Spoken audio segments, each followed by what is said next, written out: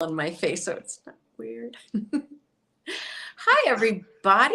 It's great to see you again. This is me, Abby Road Rage. This is the beautiful Claire Bacon, aka Slutty the Clown, and we are back with once more with Abby and Claire to discuss all things the Buffy. So I do want to start out by saying what I say all the time, which is just interact with us, because we don't know if anybody's watching this and we don't know if we're doing anything that you hate. Like, I know for a fact that I'm constantly fidgeting and I must make people crazy. But that being said, just interact with us. Come chat with us. If you want to come on the show, we'd love to have you. If you just want to like type from the sidelines, that's awesome too, because it gives us something to do. And then you'll see me make this face because I can't see and then Claire has to read me the comments because I can't see. But this week we are starting off with Lie to Me, season 2, episode, which is this? I don't even remember. Season 2, episode 7. Episode 7, Lie to Me, where we meet. Sorry, I'm just trying to get this little screen thing off my screen and it's not working. Yes. I know. I am here. Adam keeps emailing and it's, I lost Claire. Can you hear me? I'm all alone. Hi, guys. So when you're doing these things and you only have your phone and then you forget to mute your chats and then all you see is these flashes coming up over and over again. But I seem to have lost Claire. I think I'm still going live. So I'm just going to start. This episode, Lie to Me, takes place where we meet Billy Fordham, aka Ford, who is a non-romantic schoolmate. Oh, wait, she's coming back. I don't know if she could have heard me the whole time. Can you hear me now? We lost our stream completely. I have no idea what happened then. I was telling them it still showed that I was going live, but I have no idea if anybody could see or hear me. So we're just going to jump right into Lie to Me. So we open up meeting Billy Fordham, Ford, who is a non-romantic schoolmate of Buffy's from back in the day in LA. And just happened to be transferred to Sunnydale. I don't know what his dad does, but his dad has a professional transfer a lot. So he now is going to finish out the school year in Sunnydale with Buffy. And we meet him as they're trying to figure out, Xander's being Xander, what makes Buffy happy. And she hears from behind him Oreos and an apple juice. And he's like, or she might have grown out of that. And then Buffy turns around and it's Ford and it's Buffy. Oh, yes, there's a moment. And then, obviously Xander's instantly jealous. But we find out that Buffy did have a huge crush on him back in the 5th grade and that Ford was much too old and a 6th grader to have anything to do with Buffy then. But Buffy does mention that she used to listen to the Divinals, I Touch Myself, when thinking of him, but not in that way because she didn't know what it meant. She didn't know what it meant. And then later Willow's like, that's what that song means? Like, yeah, that was such a good bit. Yeah, I remember my first boyfriend when that song came out. But anyway, so let's see. We do find out pretty quickly on when she goes to hang out with Ford that he already knows she's the Slayer. And he's kind of setting her up to show him so that he can admit to her, I already knew this. And kind of blasé about it. There's a lot of awkward Angel and Buffy moments because will they, won't they? This relationship they know can't work. And blah, blah, blah. My favorite part, which is when Angel shows up in Willow's room, but I might be jumping the gun a bit. So, well, no, I guess not. So basically, Angel shows up at Willow's bedroom window and she lets him in her Willow way. You have to let me, oh, yes, do come in. And, but she's not allowed to have boys in her room. So Angel says he'll be good. And basically he says, look, I got a hinky feeling about this kid. And she's like, can I say something to you without you, trying to eat me? Yeah. And he's like, you're going to tell me I'm jealous. And she's like, well, you get that way. And he's like, yeah, I get that. But this isn't that. Like, I know people, I've been around for a couple hundred years now. And I know people, and this kid there's just something not right about him. He's like, do me a favor. Don't say anything to Buffy. Just check it out. And if we're wrong, we're wrong. But if we're right, then we save our friend. One thing she does find out pretty quickly is that he's not registered at Sunnydale High, even though he's been showing up there every day. So she really doesn't know what's going on. And then I guess at the bronze, is it at the bronze where her and Angel and Xander meet the vampire wannabes that Ford has been hanging out with. And one of them, which I'm assuming you know, Chantel. I've got this. You know what I've got on this. Chanterelle. So this is the first time in a couple future times we will meet her, and I'm not going to give anything away yet. She's also Lily, and she's also Anne. And she's also Anne. And so we meet her as Chanterelle, we meet her as Lily in another episode, and then we come to find out how she becomes Anne in a Angel Buffy crossover extravaganza, which again, we'll be jumping the gun. So, but these wannabes talk about the beautiful ones. They're totally the Anne Rice. If Twilight were out, then it would have been them. Absolutely. The romanticized versions of vampires.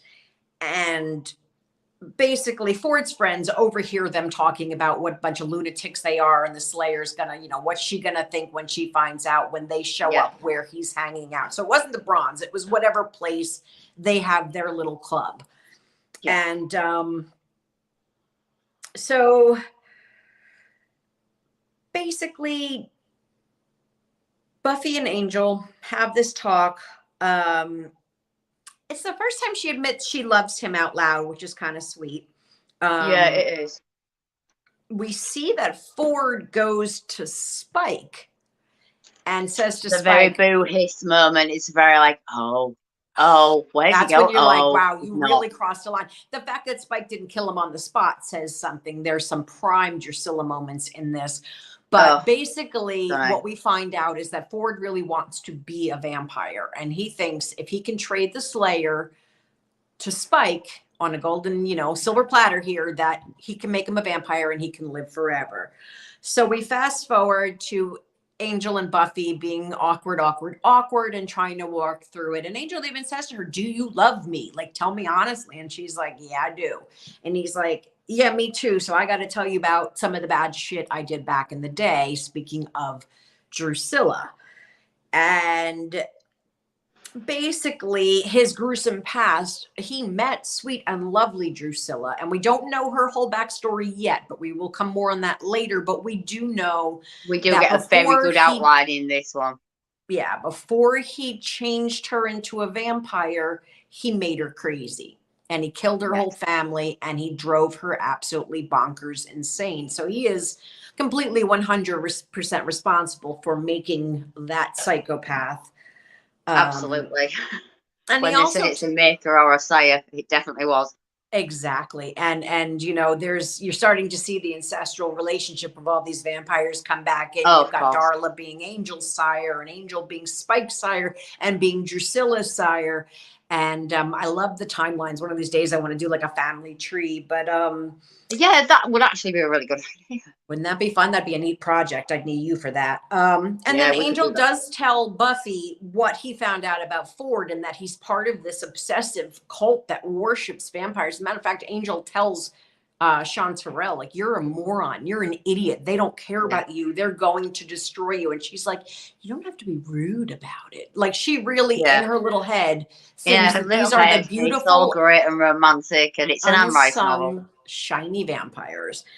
And so anyway, Buffy does realize it's not just Angel being, like, she starts to piece things together, especially when she goes back to the library to, did I say library? I hope I did not. Library to see. You did say library, not library.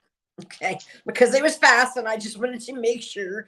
And then basically tells him, no, Ford, he can't be. He killed a vampire in front of me. Like, he totally took one out. And then all of a sudden, a vampire like busts through the library with a book in her hand. Stole a book, and goes out through the back stacks. But it was the same vampire that Ford had said previously that he had killed in the alleyway. So now she's realizing that there's, she's supposed to meet him later that night, and she's going to foil what she knows is a trap. So she's going to show up early, and Ford knows her well enough to know that, of course, she's going to show up early. So he traps the trap. And basically, once she gets inside there, the doors all lock and they can't be opened again except from the outside. And the sun is they're going basically down. waiting for nightfall as such. Mm-hmm. And all the other people can't understand why she's so scared and why she's so upset. They're going to give them this beautiful gift. And she takes, I almost called him Parker, Jesus, Ford aside, and another asshole she dated. And, yeah, you know, I just punch him out once or twice. But basically, he tells her that it's not fair that they get to live when he's dying. And we come to realize that he has brain cancer. Yeah. And that this was his one hope. So she says, there's no way they agreed to change everybody. You gave them all of these innocent people. It was a trade-off for your life. And he's like, they're not innocent. And look at them. They're sheep and this and that. And then the sun goes down and Spike busts through the door. And it's just such a great moment because Buffy knocks Ford out and leaps up, grabs Drusilla as the vampires are just like feeding on everybody. And you see Spike grabs Chanterelle and is starting to feed on her. And Buffy grabs Drusilla and a steak. And she's like, you know, everybody goes or she gets it and she's dust and you'll put her in an ashtray. And Spike agrees begrudgingly to let everyone go. And Buffy gets them out, and then Ford's still knocked out, and she locks Spike, Drusilla, and Ford in the bomb shelter / basement area that he set up the trap for her. So by the time Ford wakes up, he's like, "What happened?" And he's like, you know, what? And he's like, "Yeah, basically, it's just us and you." So he's like, "Well, I gave you what I said I would, and you owe me." And you just see Spike kind of, yeah, you'll get yours. And there's a nice scene at the end with Buffy and Giles in the cemetery, a nice moment that they have. And then this vampire pops up. Now I have to ask you, or anybody else listening, is that vampire Ford? Because I feel like it is. They don't say it in any of the... It definitely is, I would say. It's just like some random vampire. I'm like, no, that's got to be Ford. She just waited for him to rise. No, it's definitely Ford. All right. That's what I thought, too. I'm sure they're looking at the grave at the time. Does it say? I'm sure they're actually looking at the gravestone. Yeah, maybe. At the time. I got to go back and watch. I mean, I have always thought it was Ford, but yeah, I think it's definitely Ford. Online, it was He's got quite a lot of creature makeup on, though. Yeah. And it's just like, oh, random vampire. And I'm like, but I don't think it's random. So I prefer to believe it was Ford that Spike kept his end of the bargain and changed him. Yeah. And then he died instantly, which I enjoy. So, that is real. There was, I'm trying to think. I guess that's all I have on this. What do you have on this one, my friend? Well, this week, my mind's been blown, which I'll quickly mention at this point in the middle. My good friends, Maria and Matthew Trower, my friend Maria's husband, Matthew, literally has found these amazing books. He's a massive Buffy fan. Big shout out to him. He's got billions of books already.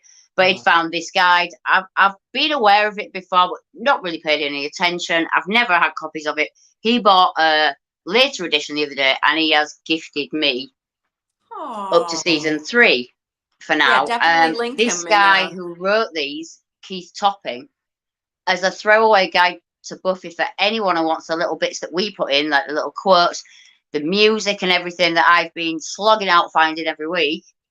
He's already done. And some of the facts are amazing. So this week I've got quite a few little bits. We'll start with the music. Interestingly in this is a point I never knew. On the original trailers and in the intro of this episode, when it was aired in America, which was obviously aired with you before us the first time, it actually had Neverland by the Sisters of Mercy track. Really? In the intro and the overlay and in the trailers. And it was initially supposed to be in this episode also, playing in the club. For some reason, that was changed in your country and ours, but originally it first aired with all that. But when it went to DVD and it was secondary aired or aired in repeats, for some reason it was pulled. It said something about copyright. It's not clear what happened. But basically that wasn't used. So instead, it was replaced with a song called Blood of a Stranger by Sean Clement and Sean Murray. Also featured were Lois on the Brink by Willoughby and Reptile by Creaming Jesus, which were pretty much everything that was in the Vampire Club. Right. And there was some little bit of music when they were in the Bronze at one little point or wherever they were at the beginning. But yeah, that was the music for this week. But I thought it was very interesting that originally it was supposed to be Sisters of Mercy track and it was pulled. I love that. I love these But little yeah, tidbits. it's great, and this book's been great for it.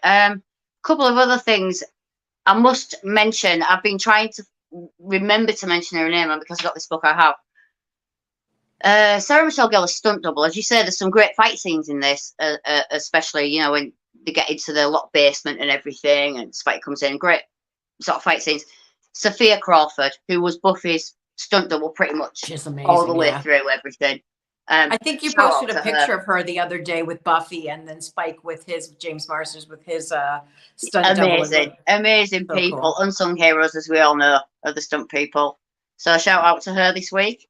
That's And great. I've got a billion other things, but yeah, great. Oh, another one. One of the vampires, a cameo in the club, in the sort of worshipper club, was actually the top makeup supervisor, Todd McIntosh, as a cameo in it. Oh, that's And he was cool. the makeup As a advisor for vampire 2 or as seasons. one of the club goers? Yeah, and he was the makeup advisor for 2 seasons as the main makeup supervisor. Who did he play in this? Was he just a crowd person? It or was the he a guy. It vampire? was the guy standing in the coffin who says hi to Sandra as he walks in. Oh, that's awesome. I love it. I love little Yeah. cameos and little Easter eggs. Yeah, it was brilliant. That's so much fun. And I just think that was a really good little thing as well. So yeah, that's what I've got for this Make week. sure you tag this book for this, because that's amazing. I'm going to, everything will be in description, again, as usual, with links to the songs. And I'm definitely going to tag this guy. I'm going to actually see if I can email him and get a statement for us. Maybe he can come on and talk to us. What a gem. He's basically doing what we do and making it easy. Yeah, I'd love to talk. What a great to him. guy. So is that all you have for That's what I've got this week for that episode. Okay, so let's move on then. The next episode is called The Dark Age, and we quickly find out we get to see Ethan Rayne again, as you all remember from the Halloween episode where he changed everybody into their costumes. But it basically opens up with this guy like frantically looking for Giles at night at a school, and the janitor's like reminded me of that whole like Freddy janitor moment. But running in the halls. But so he's like, I need to see Giles, and he's like, well, he'll be in the library, even though it's like nighttime. But so anyway, as he's going, this zombie-ish monster walks up, and he calls her Deidre Page, and then she kills him because that's what friends do. And she kills him, chokes him out. Then she lays down next to his dead body and turns into a pile of goo, which, remnant of I've been slimed. Yeah. Then the next day, cops show up to the library to question Giles.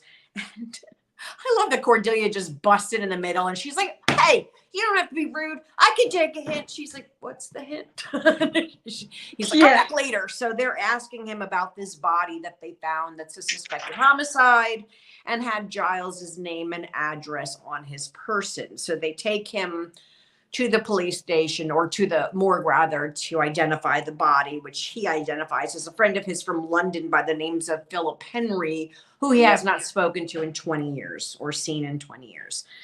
And he looks down at his arm, and there's a tattoo on the corpse of his on the arm of the corpse. That Giles has a matching one that he always keeps hidden. We come to find out later it is the mark of Igon. But switch over now to the next scene, and Buffy is at the hospital, and she ambushes a bunch of vampires picking up a blood delivery, which is actually kind of brilliant. And then Angel pops in and helps her sweep up the mess, and she's like, how'd you know? He's like, everybody knows about blood delivery day, duh. Yeah. Like, I love that as like a little throwaway, like everyone knows about that. Everyone knows about that. It's like vampires don't go out on Halloween. Everyone knows that. So Giles was supposed to meet Buffy, and now she's getting a little concerned because he's, she's like, I'm going to go to his house and see where he was. And he barely opens the door. He looks like hell. He hasn't shaved. He looks drunk. He looks disheveled, and he blows her off big time. Basically, kind of hot though. I'm not going to lie. When he gets a little ruffled up, man, he's so hot. Giles looks hot. I'm afraid.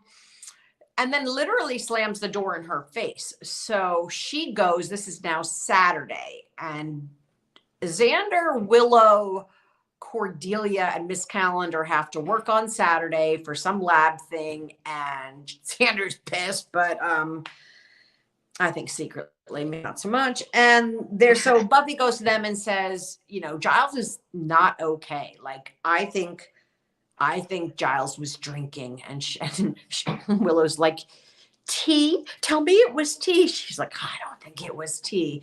And normally, not for nothing, it seems weird that you go to but I guess, not knowing their backstory, but even Miss Calendar's like, he was home alone drunk, and she's like, yeah. And I guess it's like, Saturday morning. So, basically at this moment, Giles is going through a list. He's got names on a list, 5 names, himself included.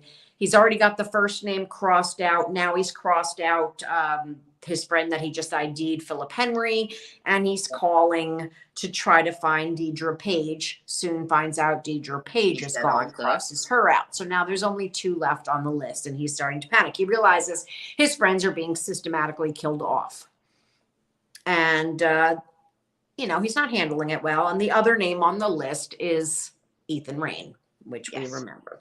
So Ethan Rayne. Yeah, we've met Ethan. So Philip doesn't stay dead like a good boy should, and rises at the morgue and ends up shoving the mortician into the drawer that he came out. Yeah, shoves him in there. Creative.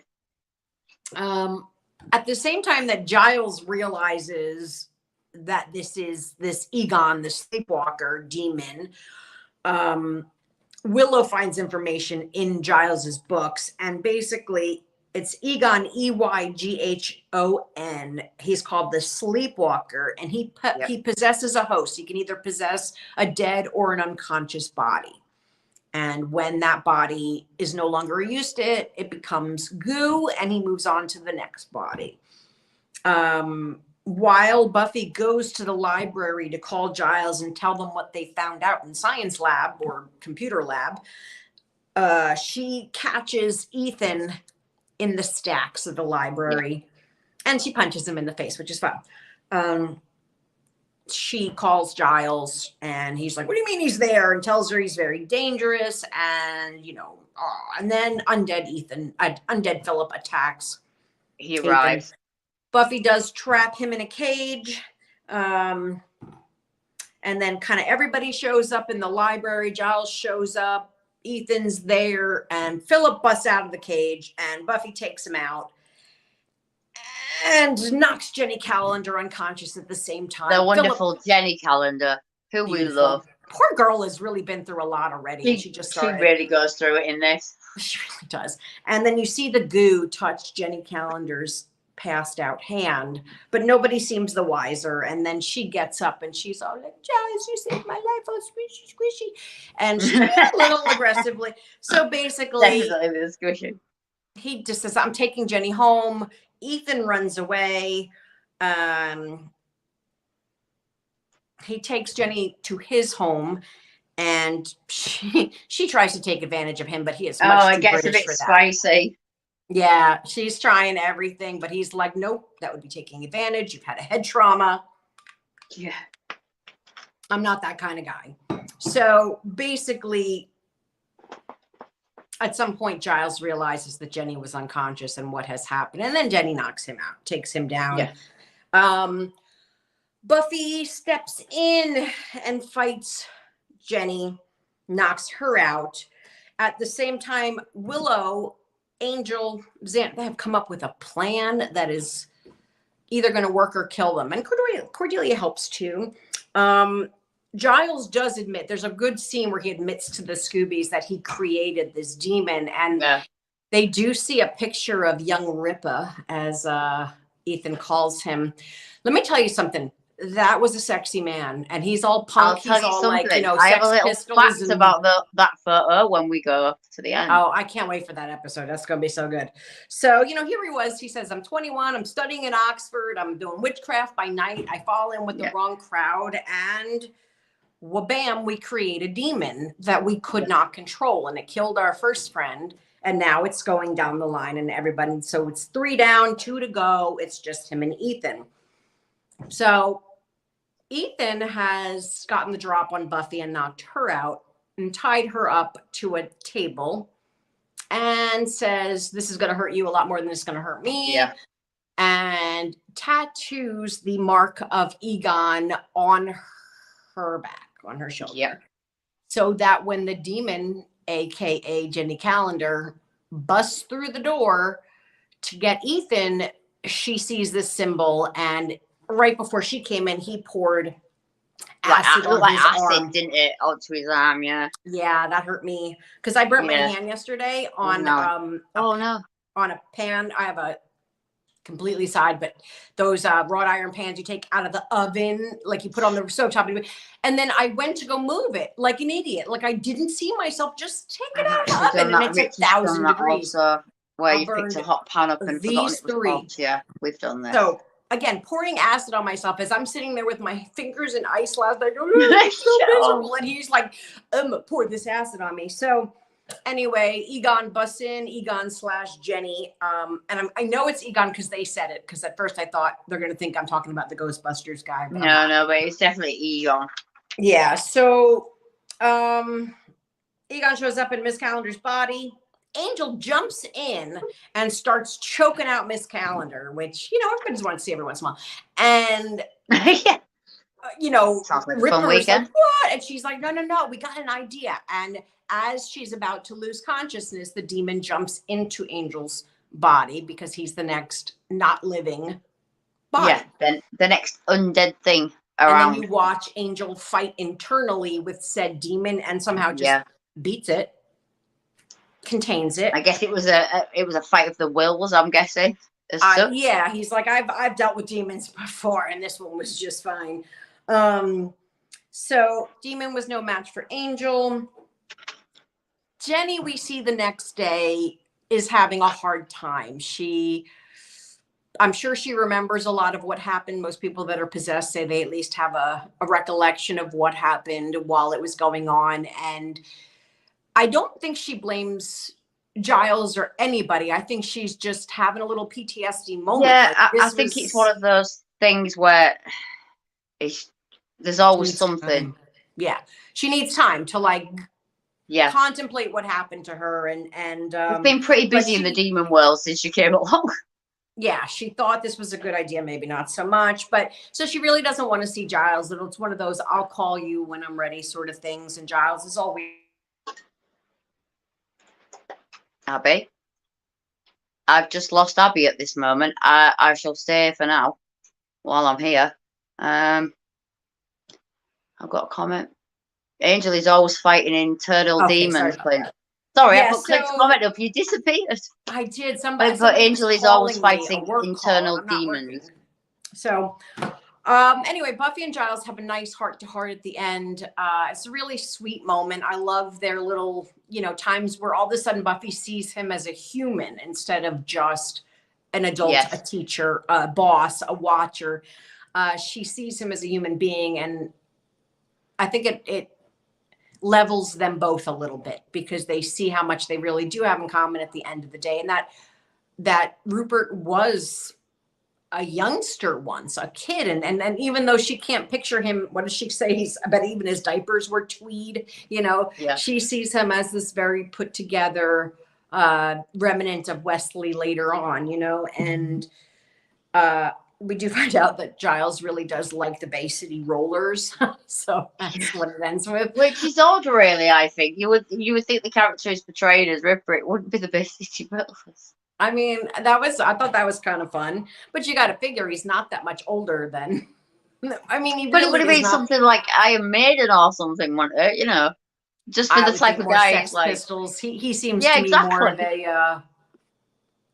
a punk, Yeah, I'm seeing English punk personally, but More power to you, sir. So that was the episode of the Dark Age. We don't get to see Oz again yet, which made me sad. But Yeah, it's not I do want to long. mention in the last episode, which I kind of only touched on, is that we did get a lot of Drusilla isms, and one day I'm gonna just. I think you can go on IMDb and look up quotes by person. I just want everything she's ever said in a book. Yeah, That's all I she want. said some absolutely amazing sentences I know, I love it. in So every time she's been in what it. do you think about the Dark Ages, my friend? I love it. There's things I like about this one. I don't know if you noticed. You know what I'm like, because we talk a lot about things we watch. It looks different. It's very. It seems a cleaner shot, quite darker. Also, facts-wise, I found out that it was the first one that they put the rating up in age in your country. They put it to a TV-14. Really? Whereas there was no much more violence than usual. But for No, some but they reason, might they have had decided they some. wanted it. It's season 2, so maybe they got some feedback and people. Yeah, I think that's maybe what happened. But when I looked at how nicely I thought it shot every, there's some bits with, as I said, you said with Giles when he's dishevelled and he's drunk but it looks great. The lighting's great. It's me, It's it shot. looks so crisp for when it was. Yeah, it's shot And then I read beautifully. and I realised it's actually Seth Green's dad again who directed this episode. See, I gotta watch for that. That's so cool. Yeah, and I'm noticing that the direction and the way they're shot in Seth Green's dad's eye. Style. I love Yeah. that. I'm That's finding that awesome. as a big nice thing for it as a rewatch for me. I mean, I feel sad for Jelly Calendar also in this. As we've said, you've touched on it already. Poor girl. It's something happens just to her beginning for her. It's so Well, we won't go too far with that, obviously, but oh bless her. It only gets worse. Bless her There was a heart. couple of things of music this week again. Small things. At the beginning, Buffy's doing a calisthenics. Exercise. The Great Aerobics. Guru book says that it sounds like KLF's 3am Eternal as a sample, but it can't necessarily be that because that sample has been used for 30 years in a billion other dance records. But it sounds very similar to the same sample that's in the KLF 1991 3am Eternal. Sounds a bit like that, but other music stuff than that, all we really had was that in that one. Yeah, that was the only music we had in that one this week. We had references. There's some strange references in this one, which I did like. We've got things like Hamlet. We've got ER references to The Sound of Music at the end. Frank Sinatra. Remember The Sound of Music? What was the ER references? I'm not sure about it, but I think it was something to do with the blood. When they went to the yes, okay, when the doctors something to do with something to do with something. I think it was Dr. Green or something like that. It was a Dr. Green reference. I think. Okay. I need to check that further, but this is what we've got here. But then we've got the I'll Be Seeing You thing coming up again as a recurrence from Halloween with Ethan Rain. I'll be seeing you. And He's then so we've also got that little bit where I'm Under Your Skin, which was also said again in Halloween, which is said by Jelly Calendar when she's the demon, when she's in Giles's house. So again, Josh I is love the look. I never would have picked up on that. Oh, we've got a Roland Red. Hi, ladies. Hi, Adam. Nice to see you, love. Thank you for joining us this evening. But yeah, that's about all I had this week. 2 great episodes. I'm actually pumped for getting to the next 2 for obvious reasons. Yes, and so next week we have a part 1 and part 2. What's My Line? Part 1 and part 2, which is exciting, which is why we did the 3 episodes last week, because we wanted to make sure that we did. Yeah, we are trying to make it, aren't we, so that we can at least be in order. We don't want to be splitting up any 2-parters or any continuation story that's anything too right. So we'll always try to avoid that, or if we have crossovers or things like that. Exactly, which could be coming up in the next couple of in the next season. season 4. No, we have 2 seasons. But Yeah. Well, we're going through them quite quick now. I know, I'm so happy. So next week is What's My Line part 1 and 2, which where the job fair comes to town, and that's all I'll say about it so far. But anybody that had to deal with those job fairs in high school, it's and you don't know what you want to be when you grow up, which is we would have careers day, which would be very similar to job fair. I feel I get the idea. I'm sure it was the same thing. We called it different things. I still don't know what I want to be when I grow up. It's really no, me neither. Let's just not grow up. All right, let's just say and use the yellow crayons all day. I mean, I like the way you think, my friend. I really do. And that's why we do this every week. Let us thank all the people we need to thank one more time. Let us thank the Hamneyville Horror Podcast Group. As always. And horror group Scream Until You Like It. Of course. Mike Mouse. Perfect Turd Podcast for giving us a Perfect Turd Podcast. Horror movies of the 60s, 70s, and 80s. And 90s. They like to make it really long. Does Adam? Which is just so much fun, as long as you can keep it in a freaking timeline that they say. Also, shout out to the amazing Matthew Truro again for the book. We love that. Thank you. And we'll I'm trying to convince him to come on. He's not buying it at the moment. I would love that because I want to order that book. I love all honestly. Stuff. Matthew, who sorted me this book out, he knows so much more than we do. He would be so great to come on. He's reluctant at the moment. I'm working on him.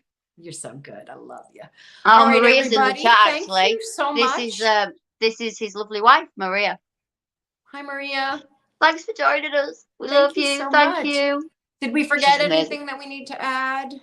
Oh, I'll quickly shout out Maria's business. I know it's local to me, but anyway, in my local area, every paw counts. She does dog walking, animal sitting, pet care. She basically cares for your little babies while you're away, or when you're working, or on holiday, or whatever. She's looked after my babies for years, so she's amazing. So I'll shout her out just for that. All right, I love you all so much. Yeah, we love you. We'll speak to you next week.